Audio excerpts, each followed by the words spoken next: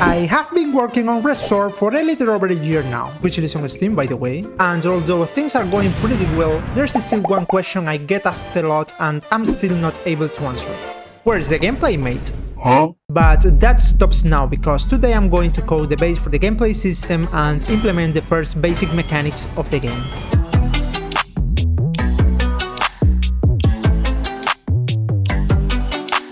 So, gameplay, huh? Where do I even start? I did some research and since I need a strong foundation to build the game, I decided to use the built-in gameplay system that comes with Unreal, which looks interesting but there is a tiny problem. To use it, first I have to set it up in C++. And you know me, I'm team visual scripting and starting to learn C++ right now is not an option. Nope. Luckily for me, as always, there is already a guy on YouTube who took the time to create a series of tutorials explaining the basics of gas and showing all the necessary code step by step so that people like me can understand. After a few tries, I managed to implement it, so Fire Angel, if you're watching this, I owe you a beer, mate. So why is this a big step? To begin with, the whole process of creating gameplay actions became a lot easier. Before this, I was coding everything the player can do inside the character's blueprint, which made it harder and harder to add new features and understand how it all works together. Now, every action is contained within a gameplay ability, and these gameplay abilities are identified with unique tags, which makes it... Okay, the bottom line here is that gas is awesome and now we can make a game. I moved all the previous code, which is easier said than done, and started by adding some basic character attributes like health and stamina. For now, and until I work on the combat system, health is connected to simple events like being hit by something and take instant damage, or being poisoned in some way and take damage over time. On the other hand, stamina is connected to all the actions performed by the character. Running, jumping, rolling, hitting, everything will drain your stamina, but unlike health, it will refill passively as time passes. Also, to complement the draining of these stats, I added some consumable items like food, which you can find in the world or in the future prepare yourself when I add the cooking system to the game. This consumables thing led me on a big detour to a complete overhaul of the inventory systems and items to prepare them for all the new mechanics that will come later.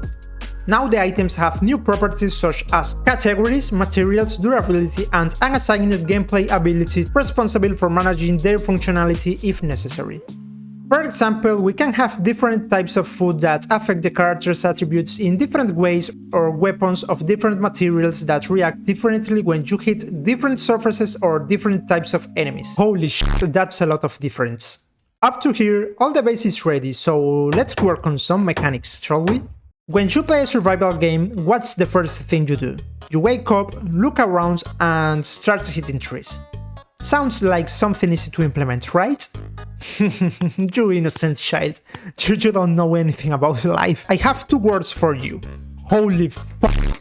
Let me give you a quick breakdown of how it works. You equip yourself with a weapon and go to hit the static mesh of a tree, except it's not one static mesh, it's two. And when you hit the tree a few times, the top part falls off simulating physics, except that Unreal Physics does all kinds of crazy stuff. So if you are lucky and the tree you cut doesn't fly off, you can finally pick up the wood it drops. Of course, on top of all of this, there are a bunch of particles and camera shakes and all kinds of effects to make the whole process of cutting down the tree feel more grounded. To be honest, it doesn't sound so horrible now that I say it out loud. To make my job easier in the future, I created some tools in Houdini to automate the process of splitting the tree, generating the new collisions and getting the branch positions, but it's still a very tedious process to import all these pieces into Unreal and prepare the data assets for the blueprint, so don't expect new trees in some time.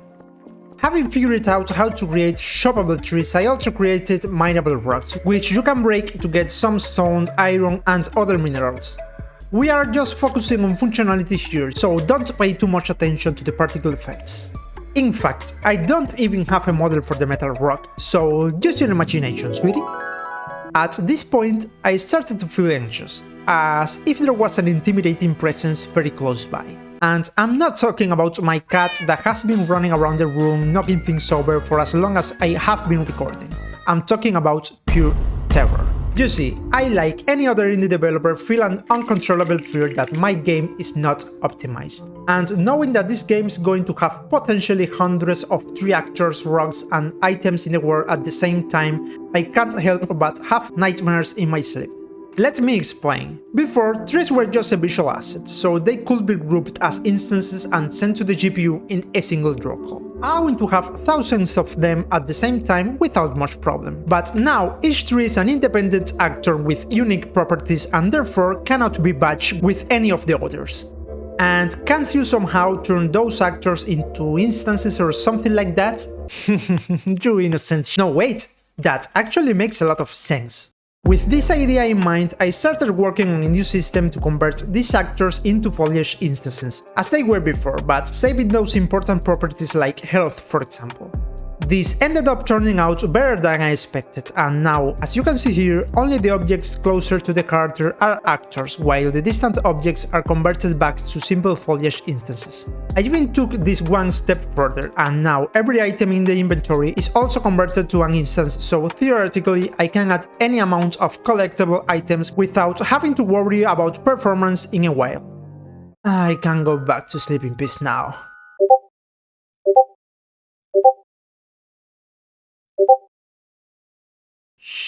For trees it is easy. If you want more wood, you have to plant new trees. Now, trees drop seeds when you cut them down, which you can use to plant new trees to have a permanent supply of wood. But what about rocks? You can't plant rocks in real life. So I created a system to spawn rocks automatically. Rocks are going to be in specific areas of the map, like mountains or mines, so this new blueprint checks how many rocks are available, and if there are a few left, it spawns new ones so we can keep mining.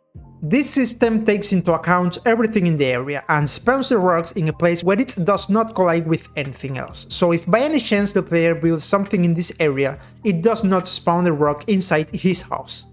And there we have it, an unlimited supply of trees and rocks, but we need one more thing. Mining and chopping in games eventually gets boring, pretty boring, very fast. So as a way to ease the workload, I worked on a passive leveling system for these types of skills. Think of Skyrim. You pick up a bow, kill a few enemies and your archery skill level improves. Same thing here.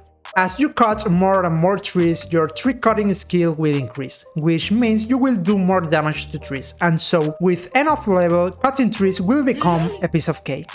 This will be valid for all the skills in the game. At the moment, you can level up tree cutting, mining, jumping and dodging skills, but as I add new mechanics, I will add them to the leveling system too. So, you collected all the resources you could. Now what? Well, the answer is obvious, my good friend. As in any other average survival experience, you craft the stuff. When you start the game, you will have access to a small menu where you can craft some basic items and tools to keep you on your feet. Think of them as tier 1 items. Grab 2 wood, 2 stone and make an axe to get resources faster. To obtain higher quality items, however, you will have to build specialized workbenches, each with unique recipes. So, for example, you can build an anvil that allows you to craft iron swords. I haven't implemented the building system yet, but that sounds like a juicy topic for the next devlog. So if you are interested, don't forget to subscribe to the channel to watch that. The plan from here is to keep adding more and more items that have an impact on the game until we have a good crafting tree that everyone can enjoy. Ideally, most items should have as much functionality as possible, so that even if there are not many, each one of them will feel important. Let's create a basic item as an example, a campfire. I modeled the campfire, which was easy, and created this particle system for the fire, which was not, and got to work on the functionality. To light the campfire, you first have to throw wood into it, which is slowly consumed over time, and while it's burning you can choose to fast forward the time, which can be useful for avoiding the dangers of the nights. As a last little detail, I decided to make the campfire damage the character if he is too close to it, and without realizing it, I ended up coding a temperature system split by biomes. If you're an indie game developer like me and you are watching this, here is my advice to you. Stick to the plan, don't do stuff like this.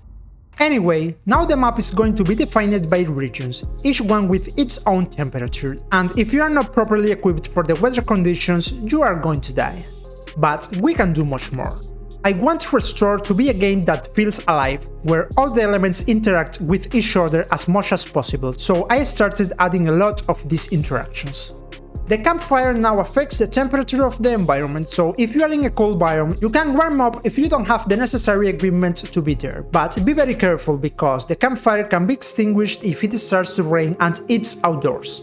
In the same way, now items can burn if the temperatures are too high, but not all of them. As before we added a variable for the material, it will depend on it if it can burn or not. Weapons now have durability, so they will deteriorate with every hit you give, to the point of ending up in a very bad shape and doing very little damage. Don't worry though, there will be workbenches and items to repair them. To wrap it up all for this video, I added some quality of life features like the name above the objects in the world and a widget that indicates what items you are gathering, and I don't know if you noticed it, but I reworked the UI completely. I deleted the old UI and created this one from scratch using the new Unreal's common UI system that offers much more possibilities than before. It still looks like crap, but at least it's more manageable now. I have many more ideas, and I'm sure you do too, so let me know in the comments, but let's stop here for now because we have more important things to do. This video has already become quite long, and I imagine that most of you must have already left, so now that only me or the homies are here, let's talk business. Resttore is coming along nicely. It's not the fastest development, but it's going at a good pace. But there is one thing that keeps slowing me down a lot, and that's the animations.